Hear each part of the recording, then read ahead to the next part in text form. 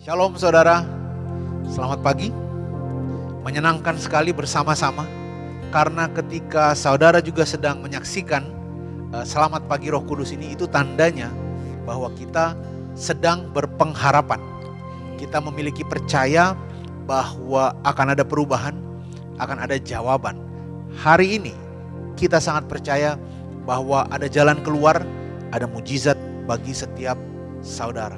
Sebelum kita memulai, saudara bisa pencet tombol close caption CC di YouTube supaya nanti kalau ada lagu yang tidak familiar, saudara bisa tetap bernyanyi karena ada subtitlenya. Mari persiapkan hati kita saudara. Kita ingin menaikkan pujian. Bapa kita adalah Bapa yang baik.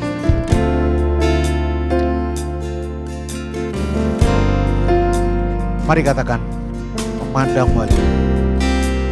Memandang wajah-Mu,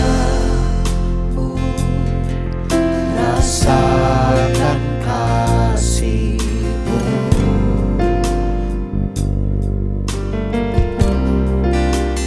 tinggal dekat-Mu setiap saat di dalam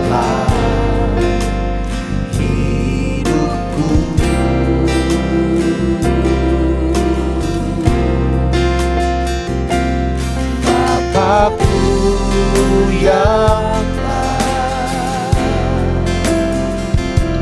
sangat ku cinta, kasih-Mu padaku semakin nyata ku rasakan. Kaulah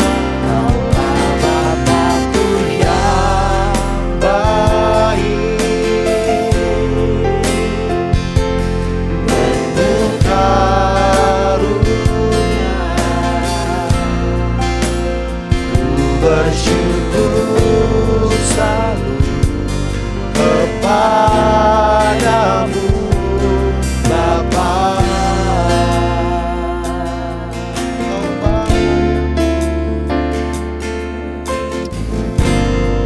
Mari kita katakan lagi saudara. Memandang wajah-Mu, memandang wajah-Mu, rasakan kasih-Mu.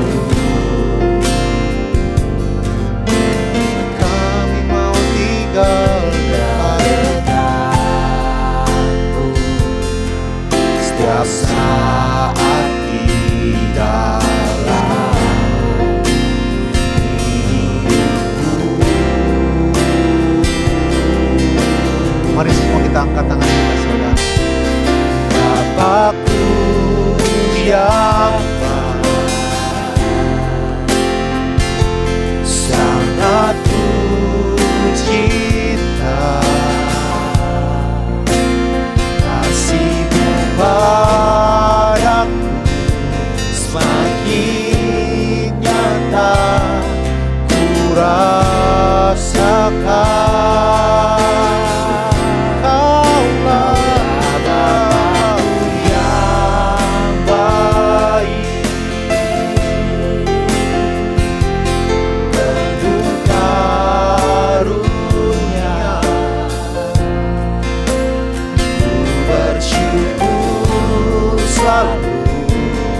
Kepadamu Bapa.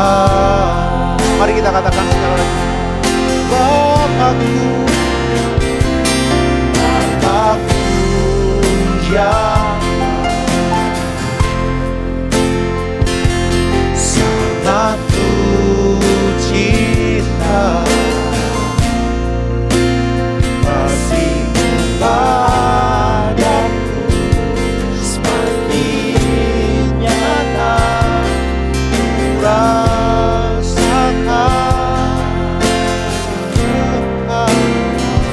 Bapakku yang baik, penuh karunia, ku bersyukur selalu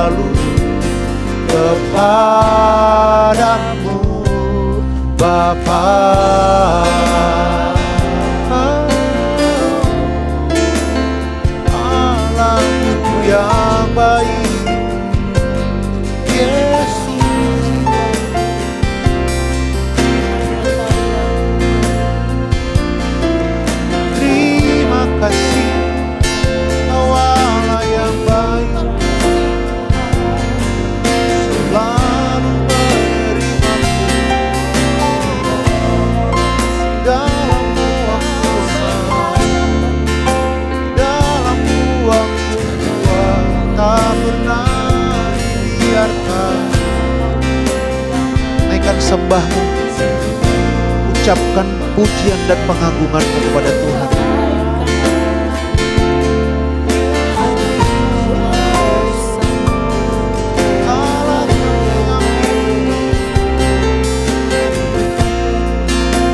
Tak pernah kau melupakan kami. Mari kita katakan, seperti hujan kau membasahi tanah. Seperti hujan membasahi tanah yang kering. Kau teguhkan hati yang letih. Ku kuat karena kau menopang.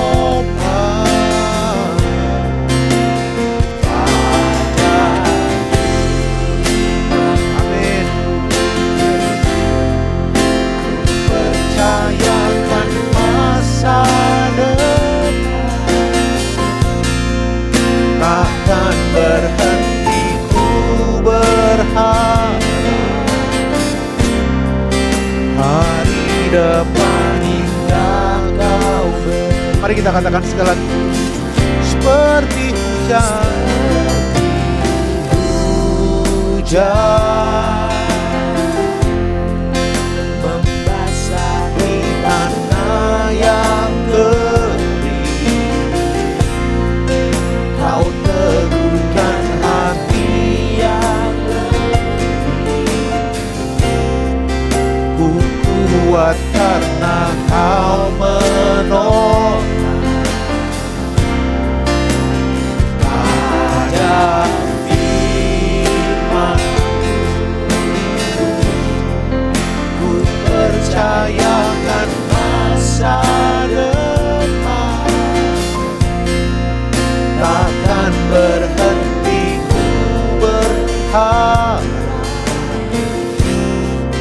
Hari depan indah kau beri. Kami percaya Tuhan, menaruhkan iman kami kepada firman-Mu, sekalipun itu berlawanan dengan kenyataan. Justru kami mau memegang firman Tuhan, sebab dengan begitulah justru kenyataan akan berubah sesuai dengan iman dan pengharapan kami. Terima kasih Tuhan, kami siap untuk mendengarkan firman-Mu, dan kami percaya Engkau hadir memberikan pengertian kepada setiap kami. Harapan kami di dalam Tuhan tidak akan pernah berakhir mengecewakan, tetapi pasti terjadi. Engkau Bapa kami yang menyediakan. Amin, amin, amin. Kali ini saya ingin share mengenai kesembuhan lagi saudara. Saya kasih judul, selalu layak untuk menerima kesembuhan. Saudara perlu tahu bahwa sama seperti kesembuhan, maka semua permasalahan dalam hidup kita, entah itu keuangan, entah itu keluarga, entah itu kekhawatiran, entah itu beban berat, karena apapun, Tuhan mau saudara mengalami kemenangan. Itu sebabnya Alkitab berkata, datanglah kepadaku, hai kamu yang berletih lesu dan berbeban berat. Jadi orang-orang Kristen yang berkata bahwa kehidupan kekristenan itu berat, itu cuma karena satu hal, yaitu mereka tidak datang kepada Kristus. Sebab ketika kita datang kepada Kristus, maka Ia akan menggantikan beban yang berat itu menjadi beban yang ringan, dan kuk yang kita pikul itu juga enak. Itulah janji firman Tuhan. Salah satu hal yang penting juga saudara mengenai jalan keluar. Karena ketika ada jalan keluar, maka seberat apapun masalahnya, kita tenang sebab ada jalan keluarnya. Kira-kira ya. Jadi bukan masalahnya yang besar. Kalau ada jalan keluarnya, orang bahkan bisa pergi ke bulan. Kira-kira ya. Jadi di dalam Kristus, beban kita ringan dan enak. Karena Kristus yang sudah mati bagi setiap kita, menanggung segala kutuk, menanggung segala penyakit dan kegagalan kita. Dan ketika kita menerima Dia sebagai Tuhan dan Juru Selamat, kita percaya, maka firman Tuhan berkata, dengan hati orang percaya dan dibenarkan, dengan mulut orang mengaku dan menerima keselamatan. Ini bukan tentang perbuatan kita menerima semua yang baik, tetapi karena perbuatan Kristus bagi setiap saudara dan saya. Bapa sudah berdamai dengan kita, dengan tidak lagi melihat perbuatan dan pelanggaran kita. Itu sebabnya keselamatan kita di dalam Kristus itu sifatnya permanen, saudara. Kita tidak mungkin tidak diselamatkan karena firman Tuhan berkata tidak ada yang dapat memisahkan kita dari kasih Kristus. Itulah keselamatan yang saudara terima. Satu paket keselamatan itu juga dengan kesembuhan. Ada satu cerita di Perjanjian Lama mengenai seorang raja yang bernama Yerobeam. Yerobeam bersama dengan Rehabeam itu adalah anak dari Raja Salomo. Setelah Salomo kemudian meninggal, saudara, Yerobeam dan Rehabeam kemudian memimpin bangsa Israel yang terpecah menjadi dua. Yerobeam itu kerajaan Israel Utara yang memimpin 10 suku. Orangnya jahat, saudara.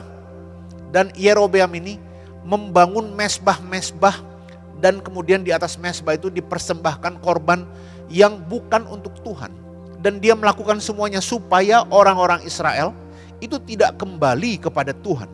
Jadi bayangkan ada 10 suku yang diajak, diarahkan, dipaksa dan diperintah untuk tidak menyembah Tuhan. Nah, lalu setelah itu datanglah abdi Allah dan kemudian abdi Allah ini menceritakan dan memberitahukan bagaimana dan apa yang akan terjadi. Tampillah atas titah Tuhan seorang abdi Allah dari Yehuda ke Betel, katanya gitu ya.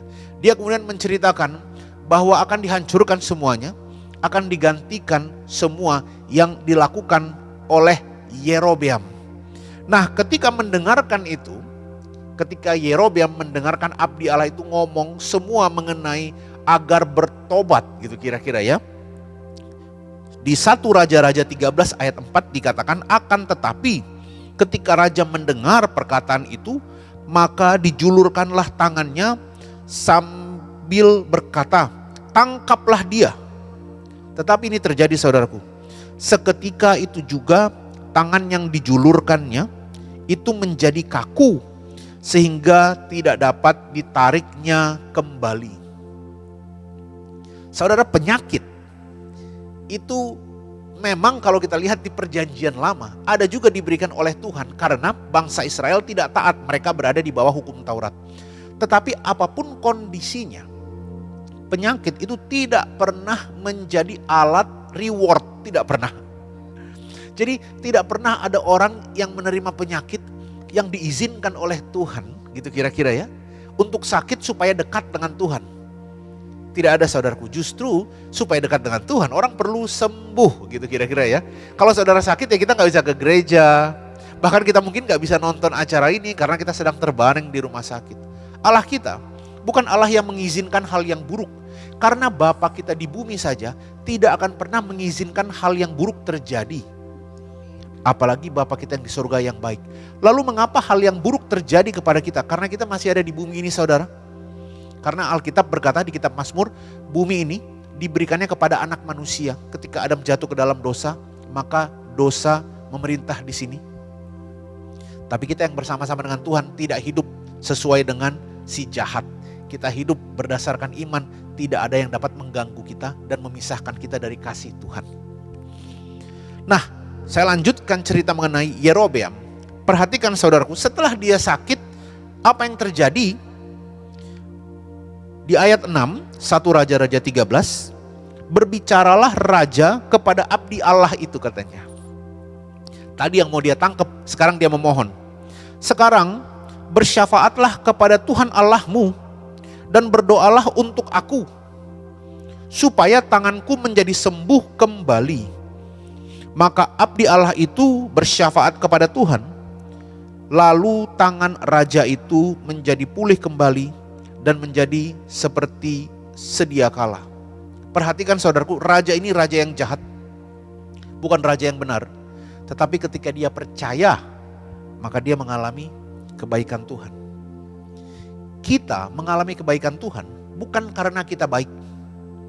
Tetapi orang yang mengalami kebaikan Tuhan akan menjadi baik. Karena Roma 2 ayat 4 berkata, apakah kamu menganggap sepi atau menganggap remeh kebaikan Tuhan? Bukankah kebaikannya mengarahkan kita kepada pertobatan? Jika murka membuat orang bertobat, maka harusnya Yesus murka berkali-kali ketika dia ada di bumi. Tetapi justru murid-muridnya itu tidak meninggalkan dia karena dia baik kepada mereka. Petrus bertobat ketika ia mengingat bagaimana Yesus menyediakan roti dan ikan untuk mereka. Dia mengingat bagaimana Tuhan sudah pernah melakukan kebaikan itu dan ia bertobat. Orang-orang yang putus asa, Kleopas dan saudaranya, pergi meninggalkan apa yang mereka lakukan, pelayanan mereka. Dan ketika mereka quote unquote dibaikin oleh Tuhan, bersama-sama berjalan. Yesus bersama-sama menjelaskan kepada mereka. Mereka kemudian kembali lagi ke Yerusalem. Kebaikan Tuhan selalu membawa kepada pertobatan. Mungkin ada sebagian orang yang berkata, dia tidak layak, dia orang yang jahat. Saudara, firman Tuhan berkata, bukan karena perbuatan. Kalau ada kebenaran, kata firman Tuhan, karena melakukan hukum Taurat, maka sia-sialah kematian Kristus. Justru iman yang bekerja oleh kasih, itulah yang akan membawa mujizat bagi hidup saudara. Setiap kita layak untuk menerima kebaikan Tuhan.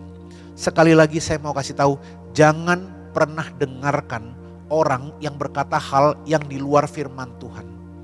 Akan ada orang yang menceritakan pengalaman, menceritakan pendapat pribadi, yang memberitahukan bahwa firman Tuhan tidak berlaku mutlak. Banyak yang masih sakit, atau ada analogi misalnya, kenapa ada masih orang gondrong gitu kira-kira ya, karena tukang potong rambutnya gak ada, nah gitu kira-kira ya. Tetapi yang saya mau kasih tahu kepada saudara yang paling penting adalah, penyakit memang ada, tetapi di dalam Kristus kesembuhan selalu jauh lebih besar. Kalau berdasarkan kekuatan manusia, ada banyak keterbatasan. Dokter terbatas. Dokter di luar kota terbatas. Di luar negeri terbatas. Tapi di dalam kamarmu, di dalam mobilmu, engkau bisa membangun imanmu dan percayamu dan melihat kesembuhan terjadi. Pada waktu itu Yerobeam memang meminta kepada abdi Allah. Tetapi firman Tuhan berkata kepada setiap kita telah diberikan iman yang sama, saudara, dengan iman Kristus. Itu sebabnya saya bisa langsung berdoa dan membangun iman saya melalui pendengaran akan firman Kristus. Jangan dengarkan firman Tuhan cuma 1 kali, 2 kali, 5 menit, 10 menit. Dengarkan sepanjang hari, saudara. Dengarkan berulang-ulang, karena iman timbul dari pendengaran akan firman. Ketika kita mendengarkan firman, saudara akan tahu, bukan karena perbuatan saya dilayakkan, tetapi karena Kristus yang melihat iman. Tanpa iman tidak mungkin orang berkenan, kata firman Tuhan. Hari ini dengarkan firman Tuhan yang memerdekakan, bukan yang membawa ketakutan. Karena Injil itu artinya Euangelion, kabar baik, saudara. Dengarkan kebenaran firman. Kegagalanmu bukan dari Tuhan. Penyakitmu bukan dari Tuhan. Permasalahan keluargamu bukan dari Tuhan. Justru jawabannya ada dari Tuhan. Kesembuhannya ada di firman Tuhan. Jalan keluarnya dan mujizatnya ada di dalam Tuhan. Kabar baik banget buat saudara dan saya. Mari bangun pengharapan kita. Hafalkan firman Tuhan hari ini. Karena Alkitab berkata, pujilah Tuhan hai jiwaku, dan jangan lupakan segala kebaikannya. Dia yang mengampuni segala kesalahanmu, yang menyembuhkan segala penyakitmu. Atau di dalam Keluaran 15 ayat 26, akulah Tuhan yang menyembuhkan engkau. Puji Tuhan, dia bukan hanya mau, tetapi dia mampu dan dia baik, saudara. Dia tidak melihat kejahatan kita, kesalahan kita, tapi dia melihat iman kita. Mari kita berdoa. Terima kasih Tuhan, kami bersyukur untuk kebaikan-Mu. Kami bersyukur untuk Engkau yang selalu setia bersama-sama dengan kami. Menantikan kami untuk bertobat, menantikan kami untuk datang kepadamu yang sudah mungkin tidak tahu lagi mau kemana. Dan Engkau tidak pernah menyalahkan kami, menuduh kami, tapi Engkau setia memberikan kebaikan-Mu. Terima kasih Tuhan. Mari kita nyanyikan lagu ini, saudara. Seperti hujan, seperti hujan membasahi tanah yang kering. Kau teguhkan hati yang lemah. Ku kuat karena Kau menopang. Pada firman-Mu ku percayakan masa depan. Takkan berhenti ku berharap. Hari depan indah Kau beri. Mari katakan sekali lagi. Seperti hujan. Seperti hujan membasahi tanah yang kering. Kau teguhkan hati yang letih. Ku kuat karena Kau menolong. Pada firman-Mu, Pada firman-Mu ku percayakan masa depan. Takkan berhenti ku berharap. Hari depan indah Kau beri.